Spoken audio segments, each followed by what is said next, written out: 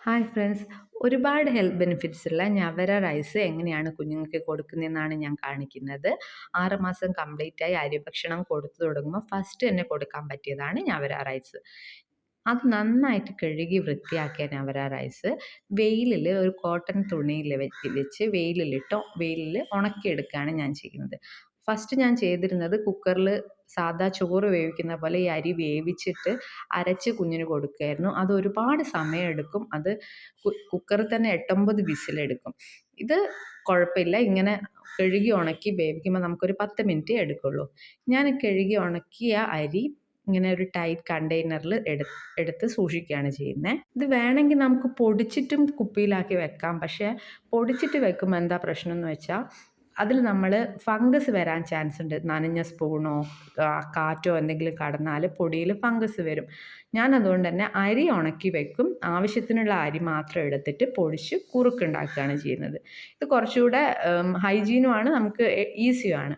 ഇനി ഇത് 10 മിനിറ്റ് കൊണ്ട് ഇത് കുറുകി വരും. നമ്മൾ സാധാരണയായിട്ട് റാഗി കുറുക്കൊക്കെ ഉണ്ടാക്കുന്നത് പോലെ ഇത് വെള്ളം ഒഴിച്ച് ഇളക്കി, ആദ്യം വെള്ളം ഒഴിച്ച് ഇളക്കിയതിന് ശേഷം അടുപ്പിൽ വെച്ചാൽ മതി. അടുപ്പിൽ വെച്ച് ഇളക്കിക്കൊണ്ടിരിക്കണം, അടി പിടിക്കാതിരിക്കാൻ.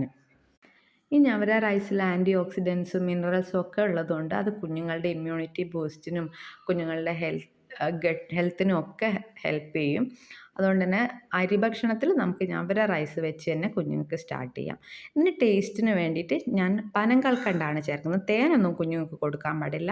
ഇത് ഞാൻ പനങ്കൽക്കണ്ടം ഉരുക്കി അരിച്ച് ബോട്ടിലാക്കി വെച്ചതാണ്. ഇതൊരാഴ്ചയൊക്കെ ഇങ്ങനെ സൂക്ഷിച്ച് വെച്ച് നമുക്ക് യൂസ് ചെയ്യാം. അതും ഞാൻ ഈസി ആയിട്ട് യൂസ് ചെയ്യാൻ വേണ്ടിയിട്ടാണ്. അതൊരു സ്പൂണ് ഞാൻ ഇതിലേക്ക് ഒഴിക്കും. അതിന് ശേഷം ഇതൊന്ന് വെന്ത് തിളച്ച് കുറുകി വന്നു കഴിഞ്ഞാൽ ഒരു ഒരു 1/4 കപ്പോളം തേങ്ങാപ്പാൽ ഒഴിച്ച്, അതും തേങ്ങാപ്പാൽ ഗുഡ് ഫാറ്റാണ്, കുഞ്ഞുങ്ങൾക്ക് നല്ലതാണ്. തേങ്ങാപ്പാൽ ഒഴിച്ച് ഒന്ന് തിളച്ച് കഴിഞ്ഞാൽ ഫ്ലെയിം ഓഫ് ചെയ്ത് ചൂടാറിയതിന് ശേഷം നമുക്ക് കുഞ്ഞുങ്ങൾക്ക് കൊടുക്കാം. ഇത് വളരെ ഹെൽത്തി ആയിട്ടുള്ളൊരു മീലാണ്. തേങ്ങാപ്പാൽ ഒഴിച്ച് കഴിഞ്ഞിട്ട് തിളയ്ക്കാൻ എന്തായാലും ശ്രദ്ധിക്കണം.